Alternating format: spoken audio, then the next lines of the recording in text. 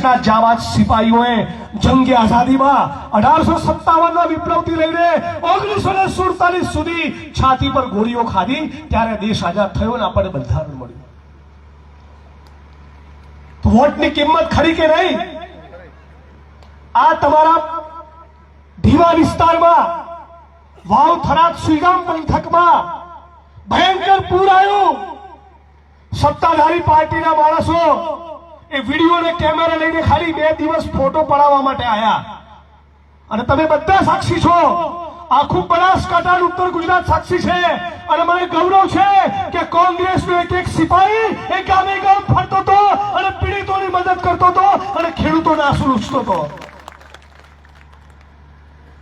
આ ખેડૂત જ્યારે જોવે છે કે સરકાર મારી વાત સાંભળતી નથી, ત્યારે ખેડૂત જોડે શું રસ્તો હોય? 2 રસ્તા હોય. એક તો રોડ ઉપર ઉતરે અને ઇન્કલાબ કરે, અને બીજો રસ્તો હોય કે ચૂંટણીમાં પાડી દો.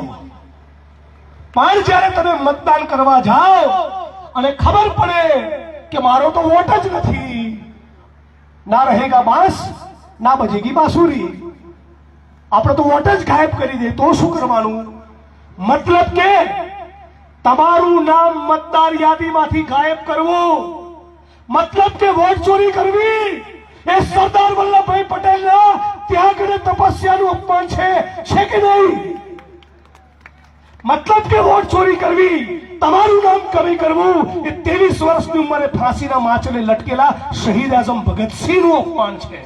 મતલબ કે વોટ ચોરી કરવી એ પંડિત જવાહરલાલ નહેરુ અને સરદાર વલ્લભભાઈ પટેલ અને બાપુ અને અનેક સ્વતંત્રતાના સેનાનીઓએ જે ત્યાગ તપસ્યા અને બલિદાન કર્યા એ તમામનું અપમાન છે. અપમાન છે ભારત માતાનું.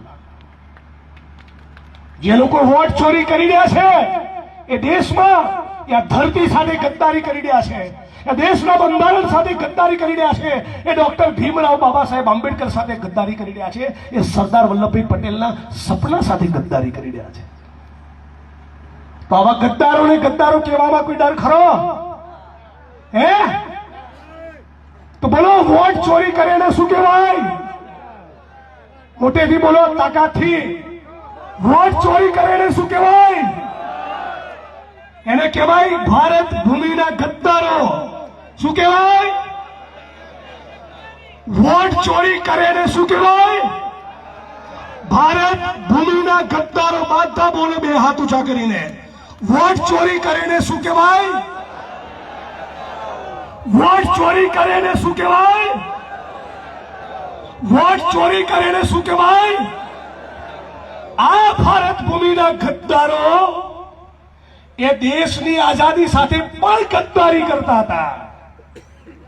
આ ભારતીય જનતા પાર્ટીનો જન્મ જે જનસંઘમાંથી થયો અને આરએસએસ રાષ્ટ્રીય સ્વયંસેવક સંઘમાંથી થયો, એ આરએસએસ ના લોકો એ દેશની આઝાદીની ચળવળમાં હતા નહીં.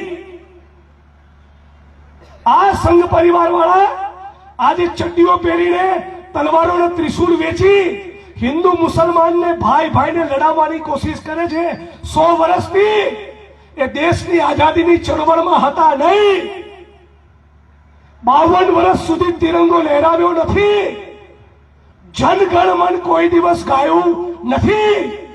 ના આરએસએસ વાળા ગાંધી અને સરદાર પટેલ અને નહેરુ જોડે હતા, ના ભગતસિંહ સુખદેવ ને રાજગુરુ જોડે હતા, ના જ્યોતિબા ફૂલે અને બાબા સાહેબ આંબેડકર જોડે હતા, ના એ લોકો સુભાષચંદ્ર બોઝ જોડે હતા. તો ક્યાં હતા? તો અંગ્રેજોની ચાપલુસી કરવામાં અને મુસ્લિમ લીગ સાથે મળીને ગઠબંધનમાં સરકાર ચલાવતા હતા. આ પણ ભારત ભૂમિના ગદ્દારો છે. ડરશો નહીં. આ જે લોકો જેમનો ને જેમના બાપનો ગદ્દારીનો ઇતિહાસ હોય, કે આવા ગદ્દારોથી ડરવાની જરૂર ખરી? હે? છાતી ખોલીને જીવો. કહી દો, અમારો દેશ છે, અમે ખેડૂતો, પશુપાલકો, શ્રમજીવીઓ કાળી મજૂરી કરીને અમારા પરસેવાથી આ ભારત ભૂમિને સિંચીએ છીએ, તો કોઈના બાપથી ડરવાની જરૂર નથી. અને એટલે રાહુલ ગાંધી કહે છે કે ડરો મત. આ ઢીમાની ધરતી પરથી સંકલ્પ કરો જે જન આક્રોશ રેલી અમિતભાઈ ચાવડા ગુજરાત પ્રદેશ કોંગ્રેસ સમિતિના નેતૃત્વમાં જે જન આક્રોશ રેલી નીકળી રહી છે, આ જન આક્રોશ રેલીનો પહેલો સંકલ્પ એ હોવો જોઈએ કે ગુજરાતની સામાન્ય જનતામાંથી એ પત્રકારો હોય, એ કવિઓ હોય, લેખકો હોય, ચેનલો વાળા હોય, કોંગ્રેસનો કાર્યકર્તા હોય, આરટીઆઈ કરનારો કાર્યકર્તા હોય, કોઈના બાપથી ડરવાની જરૂર નથી. ડરે એ જે ખોટું કરે. બનાસકાંઠામાં પણ કોંગ્રેસના ઘણા કાર્યકર્તાઓ આગેવાનો પર કેસો કર્યા. એમણે કબીરની એક પંક્તિ કહેવા માંગુ છું, માટી કહે કુંભાર સે તું ક્યાં રોંદે મુહે, એક દિન એસા આएगा मैं રોંદુગી તો હે. તમારો પણ હિસાબ થવાનો છે, આ જન્મમાં થવાનો છે. એ વાતનો પણ આજે સંકલ્પ કરવાનો છે. આજે સાથીઓ, ગુજરાતમાં અને દેશમાં એક ખેડૂતની એક દિવસની ખેતીની આવક તમે જાણો છો? આ પોલીસના મિત્રો અને મીડિયાના મિત્રો આમ જનતા તમે જેટલા બી સાંભળશો ને આંકડો, તમને ભરોસો નહીં થાય મારી વાતમાં. એક દિવસની એક ખેડૂતની આજની તારીખે આપણા દેશમાં આવક છે ખાલી 27 રૂપિયા. કેટલા? 27 રૂપિયા. કોણ કે છે? ભારત સરકારનો આર્થિક સર્વે. અને મુકેશ અંબાણી 27 માળની બિલ્ડિંગમાં રહે છે. એક ભારત એ બિલ્ડરોનું, ઉદ્યોગપતિઓનું, પૂંજીપતિઓનું, અને બીજું ભારત ખેડૂતોનું, શ્રમજીવીઓનું, પશુપાલકોનું, દલિતોનું, આદિવાસીઓનું, મુસ્લિમોનું, લઘુમતીઓનું, વંચિતોનું, પીડિતોનું, શોષિતોનું. આ ભારતની જોડે કોંગ્રેસ પાર્ટી અને રાહુલ ગાંધી ઉભા છે. અને નરેન્દ્ર મોદી એ ઉદ્યોગપતિ અને પૂંજીપતિઓની દલાલી કરે છે. દલાલી. અત્યારે નવેસરથી ઈસ્ટ ઇન્ડિયા કંપની આવે આ ભારત ભૂમિને લૂંટવા અને કે એક મોટા દલાલની જરૂર છે, આવો અરજી લઈને તો પહેલી અરજી લઈને નરેન્દ્ર દામોદર દાસ મોદી જાય. પહેલી અરજી લઈને શું હાલત કરી છે ખેડૂતોની? શું કહેતા હતા? ખેડૂતોની આવક ડબલ કરીશું. હાથ ઊંચો કરો. કેટલા ખેડૂતોની આવક ડબલ થઈ? થઈ કોઈની? થઈ તમારી કોઈની આવક? પાલભી હમણાં કહેશે આવક તો ડબલ ના થઈ, જાવક 3 ગણી થઈ ગઈ. ખેડૂતોની આવક ડબલ કરવાનું વચન આપ્યું હતું.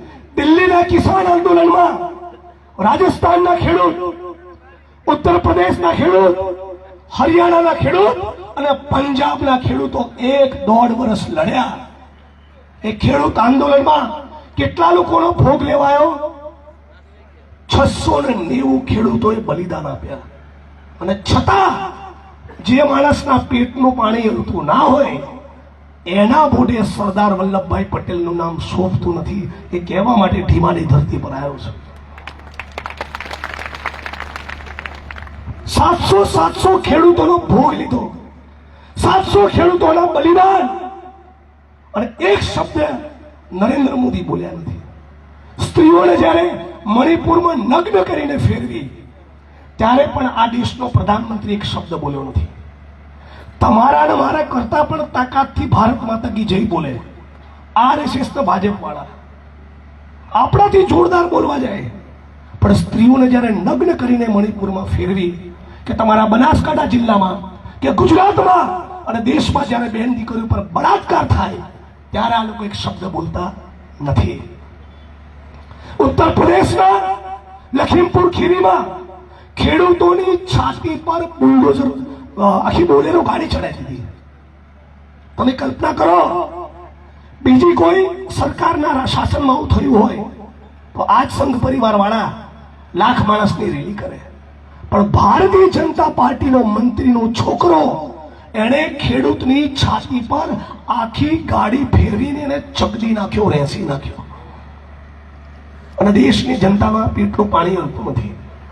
સવાલ પૂછવા માંગુ છું કે કેમ ભારતના મીડિયા વાળા, મોટા છાપાના ચેનલ વાળા, તો બધા સારા માણસો છે, મોટા છાપાના ચેનલ વાળા કેમ એ બતાવતા નથી બતાવવું જોઈએ ને, સવાલ પૂછવો જોઈએ નરેન્દ્ર મોદીને કે ગુજરાતમાં કમોસમી વરસાદ, લીલો દુકાળ, ખેડૂતો સાફ થઈ ગયા સાફ. 5 ખેડૂતોએ આપણા ગુજરાતમાં આપઘાત કરવો પડ્યો અને હજી સુધી ખેડૂતોના દેવા માફ કરવાની કોઈ વાત નથી. તો તમે પણ આ સરકારને માફ નહીં કરવાનો સંકલ્પ લઈને આ જન આક્રોશ સભામાંથી છૂટા પડજો. આનો નિર્ણય, આનો સંકલ્પ એ તમારે કરવાનો છે. ઉદ્યોગપતિઓના, અદાણી અંબાણીના દેવા માફ થાય, કોર્પોરેટ કંપનીઓના દેવા માફ થાય, તો ખેડૂતોના કેમ નહીં થાય કે ના થાય? અને જો ખેડૂતોના દેવા માફ ના કરે તો નારો તૈયાર જ છે, ખેડૂતોના દેવા માફ કરો, નહીતર ભાજપ સાફ કરો. આ સંકલ્પ ખેડૂત, ભાગિયા, ખેત મજૂર, પશુપાલક, ભીમાની ધરતી પરથી આ સંકલ્પ લઈ લો. આ સંકલ્પ સાથે બેચરાજીની સભા સુધી નહીં, આખા ગુજરાતના 18,000 ગામમાં એક કોંગ્રેસનો સિપાહી એ ખેડૂતોના દેવા માફીની લડત લડવાનો છે. એ વાતનો કોંગ્રેસ પાર્ટીએ સંકલ્પ કરેલો છે. આજે બનાસકાંઠામાં આટલા વર્ષો દરમિયાન હું 8 વર્ષથી ધારાસભ્ય છું. તમે મને કહો કેટલા લોકોને સરકારી નોકરી મળી? કેટલા લોકોને સરકારી નોકરી મળી? સરકારી નોકરીઓ બંધ, સરકારી સ્કૂલો બંધ. કેટલી સરકારી સ્કૂલ બંધ કરી 10 વર્ષમાં જાણો છો? 90,000 સરકારી સ્કૂલ બંધ કરી. બોલો બધા કેટલી? છેલ્લી લાઈન સુધી અવાજ આવવો જોઈએ. આ સરકારે કેટલી સરકારી સ્કૂલો બંધ કરી? 90,000. એક સ્કૂલના 200 વિદ્યાર્થી ગણો, 1.5 થી 2 કરોડ વિદ્યાર્થીઓ ભણતા બંધ થઈ ગયા આ દેશમાં. જાણો છો કેમ? ક્રિકેટનો કોન્ટ્રાક્ટ આપવાનો અમિત શાહના છોકરાને અને તમારા દીકરાઓનું ભણતર બંધ કરીને તમને મોકલવાના કડિયા નાખે. આ પ્રોગ્રામ ચાલી રહ્યો છે. 400 રૂપિયાનો ગેસનો સિલિન્ડર આજે 1100-1200 રૂપિયા થયા. પેટ્રોલ મોંઘું, ડીઝલ મોંઘું, તેલનો ડબ્બો મોંઘો, ગેસનો બાટલો મોંઘો, દવાખાનાના બિલ મોંઘા, શિક્ષણ મોંઘું, ભાડા મોંઘા. અને છતાં આ દેશમાં ભારતીય જનતા પાર્ટીને ઉઘાડી પાડવા માટે કોઈ મોટી ચેનલ વાળા ડિબેટ કરતા નથી. ટીવીમાં શું બતાવે છે કે કોંગ્રેસનું કઈ નહીં થાય, કોંગ્રેસને બદનામ કરવાનું કામ કરે છે. આ છે કે નહીં આટલા કોંગ્રેસ વાળા? છે કે નહીં? હમણાં કોંગ્રેસ પાર્ટીએ 1100 કિલોમીટરની ખેડૂતોના દેવા માફ કરવા આ પાલભાઈના નેતૃત્વમાં સૌરાષ્ટ્રમાં યાત્રા કરી. અને છતાં સૌરાષ્ટ્રમાં ટીવીમાં શું આવશે? કોંગ્રેસ વાળા ક્યાં છે? આવું કરે છે કે નહીં કરતા? તો ટીવી વાળાને પણ ઓળખવાની જરૂર છે. આજે મારી વાણીને વિરામ આપતા પહેલા તમને એક વાત કહીને જઉં છું. જો તમારા બનાસકાંઠા જિલ્લામાં, જો આપણા બનાસકાંઠા જિલ્લામાં અને ગુજરાતમાં ખેડૂતોના દેવા માફ ના કરે તો આપણે બધાએ 100 વોટ તોડવાનો આજે સંકલ્પ લઈને છૂટા પડવાનું છે. અને દલિત સમાજમાં છેલ્લે એક વાત કહેતો જવું છે ને, દલિત સમાજના ભાઈઓ આવ્યો છે ને, જરા હાથ ઊંચો કરો. તમે 3 જ વાત યાદ રાખજો. આ તમારા દીકરાની, આ તમારા ભાઈની. અડધી રાતે આવીને ઉભો રહું છું ને, અડધી રાત્રે આવીને ઉભો રહું છું ને. બોટાદ હોય, ભાવનગર, અમરેલી, જુનાગઢ, સૌરાષ્ટ્ર, કોઈ ખોણો બાકી રાખ્યો લડવા માટે. 3 વાક્યો યાદ રાખજો. RSS, ભાજપ અને નરેન્દ્ર મોદી એ સૌથી વધારે કોઈ નેતાને નફરત કરતા હોય એ ડોક્ટર ભીમરાવ બાબા સાહેબ આંબેડકર છે. આરએસએસ, ભાજપ અને નરેન્દ્ર મોદી સૌથી વધારે કોઈ પુસ્તકને નફરત કરતા હોય તો દેશનું બંધારણ છે. અને આરએસએસ, ભાજપ અને નરેન્દ્ર મોદી સૌથી વધારે કોઈ નીતિને, કોઈ યોજનાને નફરત કરતા હોય તો ઓબીસી, આદિવાસી અને દલિતોને મળનારી અનામત છે. આ અનામત વિરોધી છે, આ સંવિધાન વિરોધી છે, આ આંબેડકર વિરોધી છે. આમનો તંબુ ઉખાડીને ફેંકવો એ જ તમારા જીવનનો સંકલ્પ હોવો જોઈએ. આમની સામે છેલ્લા શ્વાસ સુધી લડવું એ જ ગુજરાતના ઓબીસી, આદિવાસી અને દલિત સમાજનો, ખેડૂતો, પશુપાલકો, શ્રમજીવીઓ, મહિલાઓ અને બેરોજગાર યુવાનોનો સંકલ્પ હોવો જોઈએ.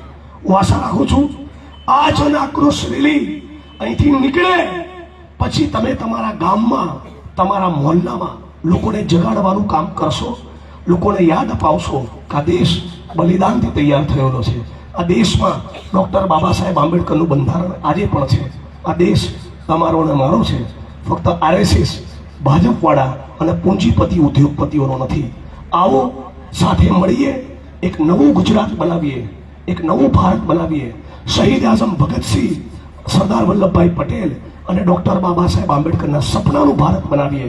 આટલું કહીને મારી વાણીને વિરામ આપું છું. હું કહીશ લડેંગે અને તમારે કહેવાનું જીતેંગે. લડીશું તો જીતીશું ને, ઘેર બેઠા જીતીશું. લગાવશો તાકાતથી નારો, લડેંગે. આ અવાજ ના જાય બહાર, તાકાતથી બે હાથ ઊંચા કરીને લડેંગે, લડેંગે, લડેંગે, લડેંગે. પાછળથી અવાજ નથી આવતો. લડેંગે, લડેંગે. Congress party, Congress party. ખેડૂતોના દેવા માફ કરો, ખેડૂતોના દેવા માફ કરો. ભાજપને સાફ કરવાના સંકલ્પ સાથે આપણે બધા બીજા વક્તાઓને સાંભળીશું. ખૂબ ખૂબ આભાર.